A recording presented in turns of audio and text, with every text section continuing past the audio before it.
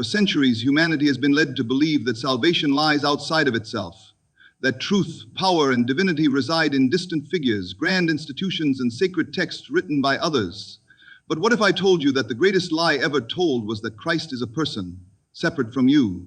What if the very essence of what has been suppressed for over 1,600 years is the realization that Christ is not someone to worship, but a state of consciousness to embody? That the only church you ever needed was never a building, never a hierarchy of men dictating your path, but something far more profound, the power that dwells within you. Today we break the chains of deception. Today we reclaim the forgotten truth. You are the creator of your reality. You are the source of your own salvation, and the Christ within you is waiting to be awakened. From the moment we are born, we are taught to look outward. We are conditioned to believe that authority, wisdom, and salvation exist outside of ourselves, bestowed upon us by institutions, traditions, and figures who claim divine knowledge. We are led to believe that truth is something we must seek in distant lands, in sacred texts, in the words of others. But what if the search was never meant to be external? What if everything we have ever sought, peace, wisdom, power, and salvation, has been within us all along? The phrase, "the kingdom is within you," is not a metaphor, nor is it a poetic expression. It is a revelation, a fundamental truth about the nature of existence and consciousness. It tells us that all power, all divinity, and all creation begin within. It is not in a temple, not in a book, not in a distant heaven beyond the clouds, but within the very core of your being. Consider the nature of kingdoms. A kingdom has rulers, laws, and power that dictates the course of life within its borders. When we hear of kings and emperors ruling over lands, we understand that their word shapes the reality of their people. But the kingdom spoken of here is not one of earthly dominion. It is not a place you can travel to on a map. It is the seat of power within you, the realm of your mind, your imagination, and your awareness. From this kingdom, all things emerge. Every thought you entertain, every assumption you hold, every vision you accept as true becomes the law of your life. You are both the sovereign and the subject of this inner dominion. What you decree with your beliefs, what you affirm with your inner voice, what you feel with conviction, all of it shapes the very fabric of your experience. Yet for centuries, the knowledge of this kingdom has been deliberately hidden. Those who sought to control humanity knew that if people ever truly realized their inner power, they would no longer be bound by fear, no longer subject to manipulation, no longer dependent on intermediaries for divine connection. They would not need priests, rulers, or institutions to grant them access to something that was never outside of them to begin with. And so, the truth was obscured. It was buried beneath layers of doctrine, distorted through dogma, and veiled in allegory so that only those with the courage to seek within would ever find it. But the evidence of this truth is everywhere. When you close your eyes and envision a reality, when you dare to assume something greater for yourself, when you feel the deep certainty of an unseen truth, you are accessing the kingdom. Every invention, every work of art, every advancement in human history first existed in the unseen world of thought before it was made manifest. The external world is nothing more than a reflection of this inner kingdom. The world you experience is simply the result of the laws you have established within. There is no gatekeeper to this kingdom, no requirement of birthright, no trial you must pass to enter. It has always been within you, but only those who seek it will ever rule over it. Those who look outside themselves for answers will always be at the mercy of external forces, tossed about by circumstance, believing themselves powerless against fate. But those who turn inward, who take responsibility for their thoughts, who recognize that they alone shape their destiny, these are the ones who will come to know the truth. For centuries, people have been taught to look at Christ as a historical figure, a man who walked the earth, performed miracles, and ascended into heaven. They have been told that salvation comes through faith in a person, through worshiping his name, and through devotion to institutions that claim to be his representatives. But what if the truth is far greater than what has been taught? What if Christ was never meant to be understood as a singular man, but as a living, breathing consciousness that exists within all of us, a divine state of being that every individual can awaken to? The greatest deception of history has been the externalization of Christ. When people believe that their salvation depends on an external figure, they relinquish their power. They begin to think of themselves as separate from the divine, as mere mortals who must earn their way into grace. But the true nature of Christ is not something outside of you, nor something exclusive to one man in history.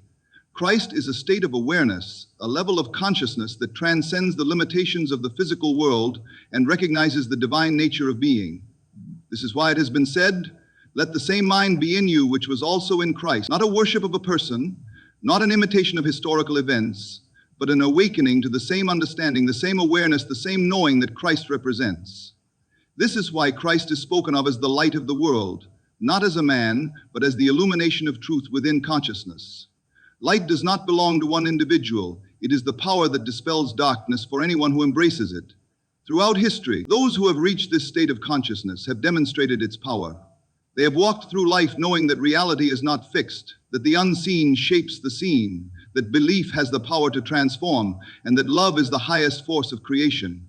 These individuals have not been bound by limitations because they understood that Christ consciousness is the recognition that all things are possible, that the physical world is a reflection of the inner world, and that there is no separation between man and the divine. Yet this knowledge has been deliberately obscured.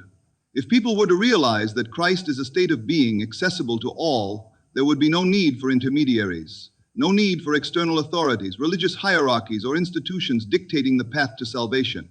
The truth has been hidden behind layers of interpretation, turning an internal awakening into an external worship, turning self-discovery into obedience, and turning the limitless potential of human consciousness into submission to external rules. But the evidence of this truth is found everywhere. When you enter a deep state of faith, when you hold a conviction so strong that the world around you begins to change in accordance with your belief, when you experience a moment of profound inner knowing that defies logic and reason, that is Christ consciousness at work.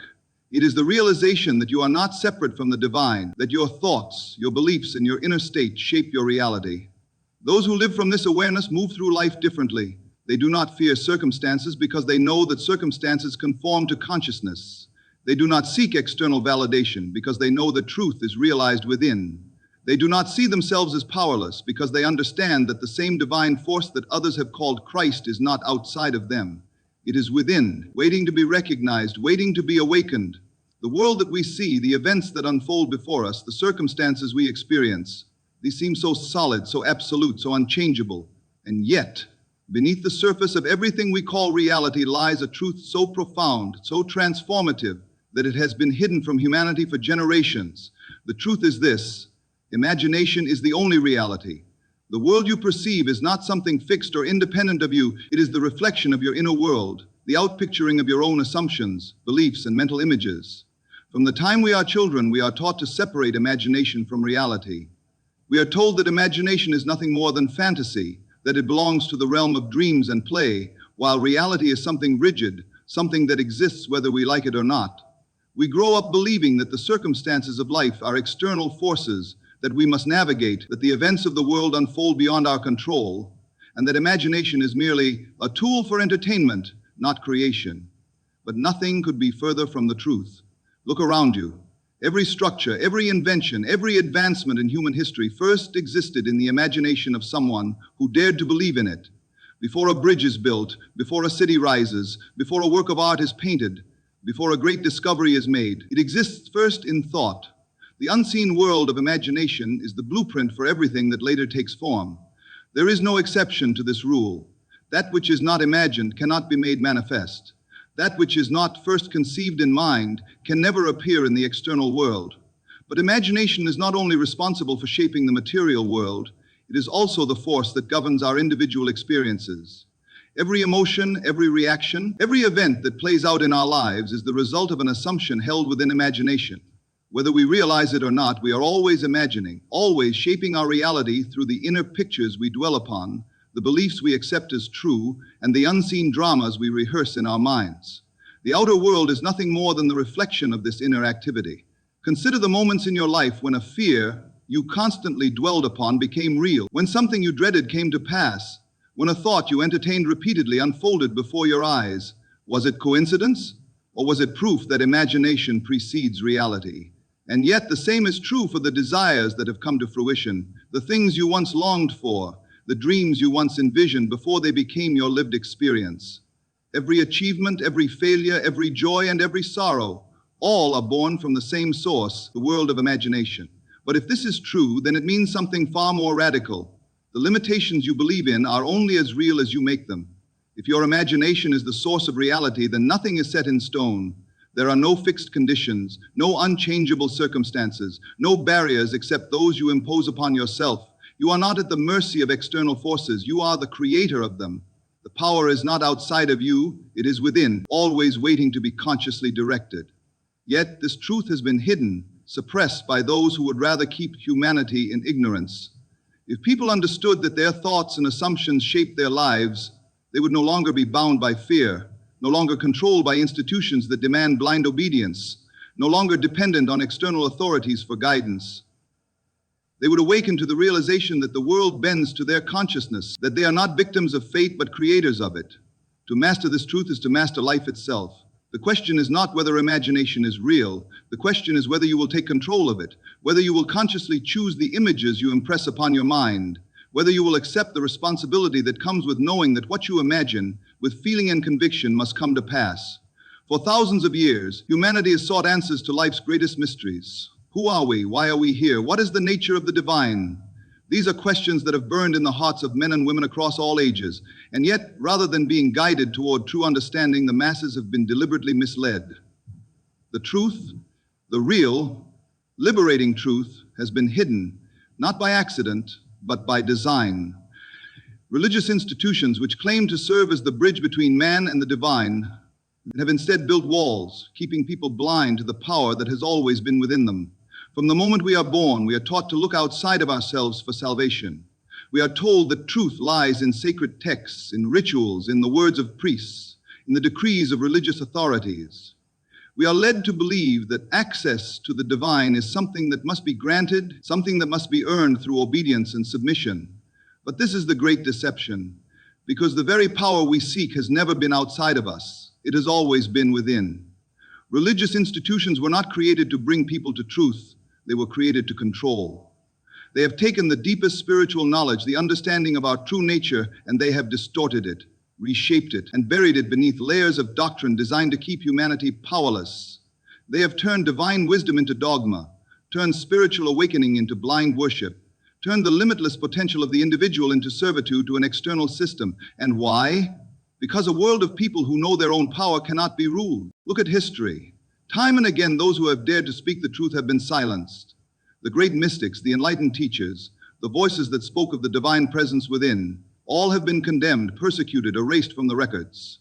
The idea that man is one with the divine, that he does not need intermediaries, that he is the creator of his own reality, these teachings have been systematically removed, twisted into something unrecognizable or declared heretical. In their place, we have been given religions that demand obedience rather than understanding, worship rather than self-realization, fear rather than empowerment. The greatest suppression of all has been the externalization of divinity. People have been conditioned to believe that God is separate from them, that the divine is an entity residing in the heavens, watching, judging, punishing, rewarding. They have been told that they are small, weak, sinful, unworthy. They have been made to feel dependent, forever seeking approval from an authority outside themselves. But this is the very lie that keeps them enslaved, because the truth is that the divine is not separate, it is within. It is the consciousness that gives life to all things, the awareness that shapes reality, the creative force that moves through every individual. Religious institutions have also hidden the true nature of prayer. They have taught people to beg, to plead, to hope that an external power will grant them their desires. But real prayer is not supplication. It is assumption. It is the conscious act of aligning one's mind with the reality one wishes to experience. It is knowing, not hoping. It is stepping into the state of already having rather than asking for something to be given. The power of creation lies in belief, in imagination, in conviction. And yet this knowledge has been stripped away, leaving people in a perpetual state of lack, waiting for blessings that they themselves have the power to bring forth. Even the teachings of the greatest spiritual figures have been altered. The message of awakening, of inner transformation, of the divine within, has been overshadowed by systems of control. The very individuals who spoke of freedom, who urged people to look within, have been turned into objects of worship, their words misinterpreted, their teachings reduced to rituals and commandments that strip them of their original meaning. Instead of following their wisdom, people have been taught to idolize them, to kneel before them, to seek salvation through their name rather than through the understanding of their message. And yet, the truth cannot be destroyed. It may be buried, it may be suppressed, but it will always remain, waiting to be rediscovered. Those who seek it will find it, not in churches, not in temples, not in books written by others, but within themselves, because that is where it has always been. There is an unseen force that shapes the course of our lives, a power that determines whether our desires remain distant dreams or become tangible realities. It is not effort alone, nor is it mere hope. It is faith, the invisible bridge between the formless world of imagination and the physical world of experience. Without faith, desires remain unfulfilled and visions remain unrealized. But with faith, the unseen becomes seen, the impossible becomes possible. And what was once only a thought takes form in the world before us. Faith is more than belief. It is not wishful thinking or blind optimism. It is a deep inner knowing, a certainty so strong that it overrides all doubt, all fear, and all external appearances. It is the unwavering conviction that what is imagined is already real, that what is felt internally must be reflected externally. Faith does not look at the present condition and take it as truth. Faith sees beyond what is and focuses on what is becoming. Yet most people do not live by faith. They live by sight. They allow the outer world to dictate their beliefs, to control their emotions, to determine what is possible for them. If they do not see immediate evidence of change, they assume that their desires are unreachable. They pray for what they want, but continue to dwell in doubt and uncertainty, in fear. And in doing so, they block the very manifestation they seek. Because faith is not just believing in something when it appears. Faith is believing it before it appears. Look at the natural world. Everything that now exists was once unseen. Every invention, every creation, every advancement in history was first held in faith before it was made manifest. The greatest minds, the greatest visionaries, the greatest creators understood this truth. The external world follows the internal conviction. They did not wait for proof before they believed. They believed first, and reality conformed to their faith. Faith is the bridge because it is the only thing that connects the unseen with the seen. It is the movement of consciousness from desire to fulfillment, from assumption to realization. But this bridge is not built through doubt, nor is it built through hesitation. It is built through absolute trust in the power that governs all things, the power of consciousness, the power of imagination, the power that resides within every individual.